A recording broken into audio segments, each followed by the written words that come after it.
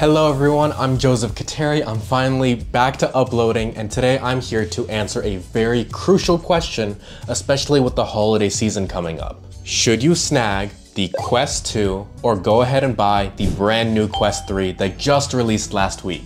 I'm going to cover the pros and cons of each, specific scenarios where you might want to get one or the other, and even go over some true hidden costs and accessories that are must-haves. So make sure to stick around until the end, and let's jump into it. So first thing we're gonna do is actually compare the Quest 2 versus the Quest 3. Now the Quest 2, even though it is now technically a last gen model, it still holds a super high quality level of VR gameplay. A huge, vast library of games, arguably one of the most other than actual Steam VR, which it can also use, and it even has really good community support just because it's so popular. Now, if you're buying this bad boy new, which I know a lot of parents kind of default to, you can get on Amazon or even the Meta's website for $300. And that is for the 128 gig model. However, if you are on a tighter budget or know that your kid maybe won't use it fully to its potential, you can get it on sites like eBay and Facebook Marketplace for around 200 bucks. And obviously you don't get charged tax either.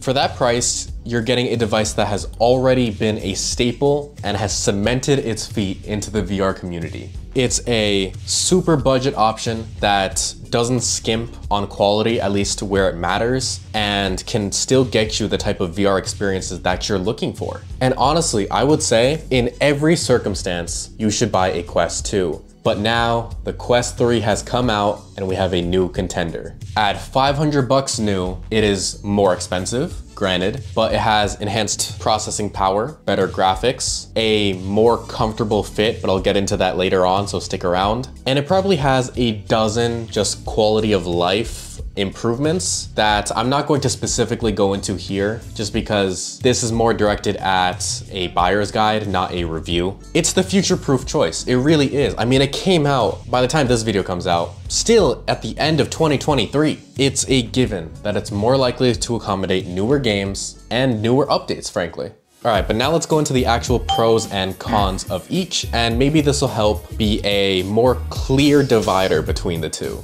All right, so let's go over the Quest 2 since I have it directly in front of me. And again, I know I sound like a broken record. It's cost effective. It truly is. This is the first time in VR history that we have a fully capable VR headset for this price. It has solid performance. I won't say that it is the best on the market because I've tried stuff like the Steam Index, and I've tried just better VR headsets, and there are better, in all honesty. I'm gonna be honest here, but it is still solid for, let's say you even buy it new, 300 bucks, phenomenal.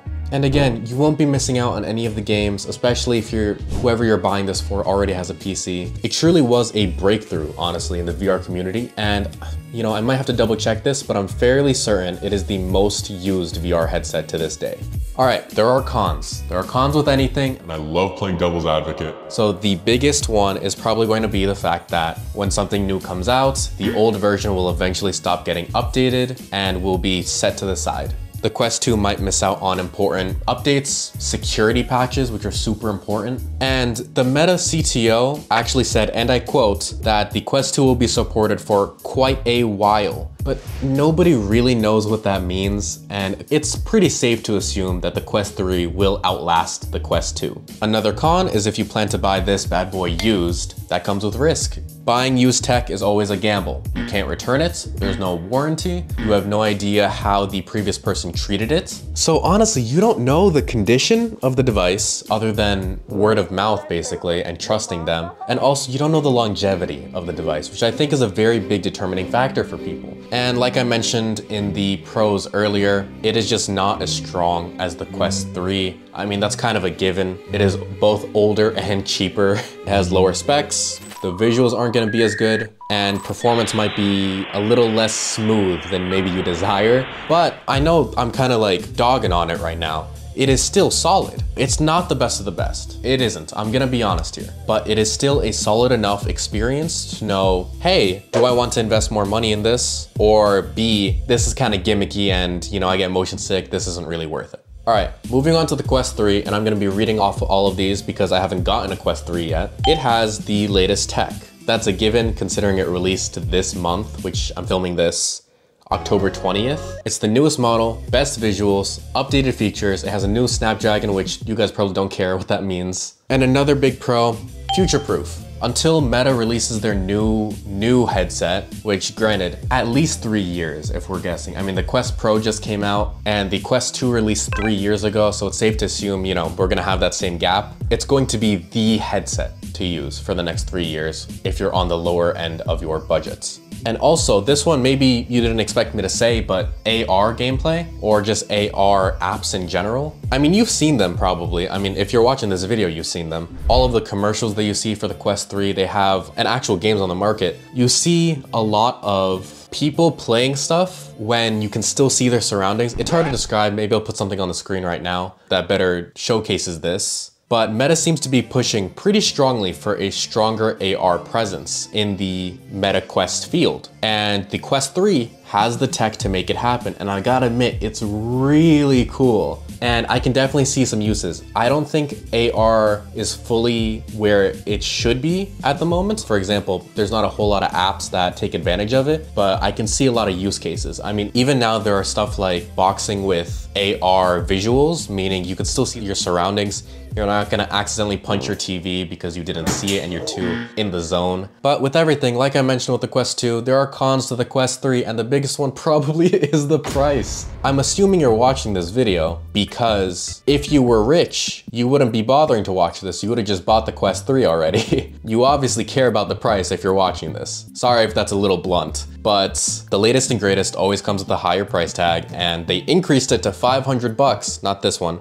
The Quest 3, which is significantly higher. It is at least, what is that, 40% higher than what the Quest 2 launched at, which was 300. Now, I'm not saying it's not worth the price. In fact, that's what this whole video is about, comparing situations where it is. I'm saying, is this headset worth an extra 200 bucks? At a minimum, an extra 200 bucks. That is what we're trying to figure out today. Another con is the Quest 3 could be potentially overkill. In all honesty, if your kid is or whoever you're buying this for, is a casual gamer or new to VR, they might not need this. Maybe it'd be a better idea to go with the Quest 2, just because what if they happen to have extreme motion sickness with VR? That happens to a decent percentage of people where they simply get too motion sick and don't use VR anymore. Or what if they really only want to use it to hang out with their friends in a game called VR Chat? Or maybe they just want to play Beat Saber, which is a rhythm game that works great on the Quest 2. It could be potentially overkill, but it also might not be. Maybe your kid's an avid gamer, I don't know. All right, and battery life. I'm gonna put this in the con column because on paper, the battery is supposed to be better than the Quest 2,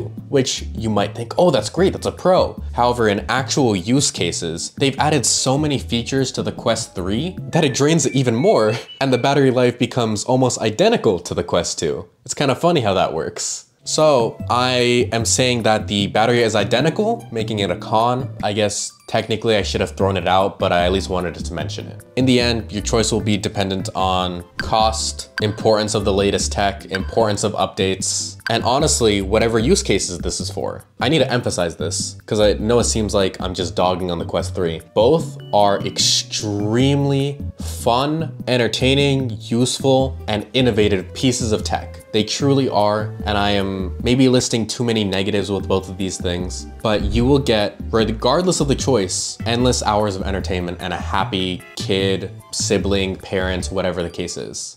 All right, and now let's go into costs. I know that I've mentioned it a few times already, but let's go into the nitty-gritty this time. The Quest 2 used, if I sold this right now on Facebook or eBay, could go for around $200. And that is without all these accessories. I bought it for $300 and it's actually being sold again on Amazon and wherever for 300 bucks for the 128 gig model. Are there any cheaper VR headsets out there?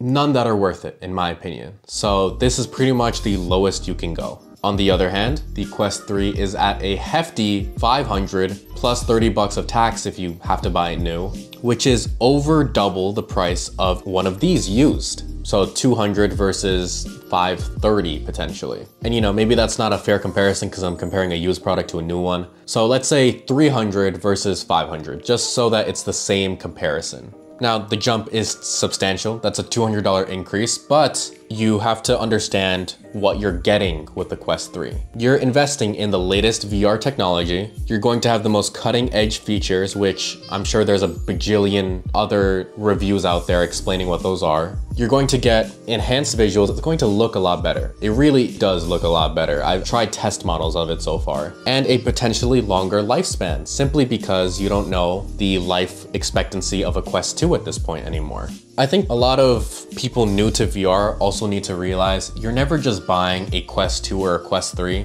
You are going to need a myriad of different accessories in order to use it to its maximum potential. And honestly, I would argue that some of them are even necessary. For example, I mentioned this super early on in the video, but Meta keeps saying that the Quest 3 is lighter, more comfortable, blah, blah, blah, whatever. But almost every reviewer out there is saying that it's uncomfortable, especially the strap. And people said this about the Quest 2 also, so I can't exactly, dog on it too much. I can't say that's like a crazy negative, because everyone that uses a Quest automatically knows it's not gonna be comfortable out of the box, I'm sorry to say. Either way, you're going to need probably a minimum of 2 accessories in order to actually use the devices and have fun with them. I know that sounds bad, but this is gonna push the price up more than you think. Pause. Just a reminder, go subscribe right now if you haven't already. I'm gonna be uploading more on this channel. I kind of put it to the side to focus on other things, but I am back. Also, I'm a realtor in the state of Virginia, so if you need a realtor at all, DM me on anything. All right, back to the main event. As previously mentioned, there are 2 big necessities for accessories that I recommend everyone to get. And the first is right here. It is a replacement strap. This is not the default strap. I bought this aftermarket. I used my own money for it. It was not sent to me. It is Bobo VR. It is the M2 Pro. I'll put a picture of it on the screen. And the reason you need a replacement strap in the first place is that the Quest 2 and the Quest 3 are extremely uncomfortable on your forehead. It puts way too much pressure on it. And I know this is the case with the Quest 3, at least the new one. It almost hits your ear right at the top. So it kind of feels like it's just stabbing it the entire time you're using. In all honesty, the default strap, at least whenever I use it, I could not last more than 30 minutes of gameplay. And the solution is to buy one of these. It is significantly more comfortable, but guess what? It costs money. The Quests also, I would say both of them, only last about an hour and a half of intense gameplay. So having this on the back here, I'll show you. It's a portable battery essentially, but it attaches magnetically to the back here and it makes a really cool clicking sound. Are you guys ready for this? Wow. Like that. And you just plug it into the side of the headset right here. This basically means that there is a battery bank charging your headset at all times. I've noticed I get probably about an extra hour of gameplay out of this. And also, you might think it adds extra weight and it's bulky, but because it's on the back of the headset, it actually evens out the weight. It distributes it properly, so it ends up making the headset more comfortable, which is kind of ironic. All right, and the second accessory that I personally cannot go without, and neither should you, is a good pair of headphones, preferably with a mic.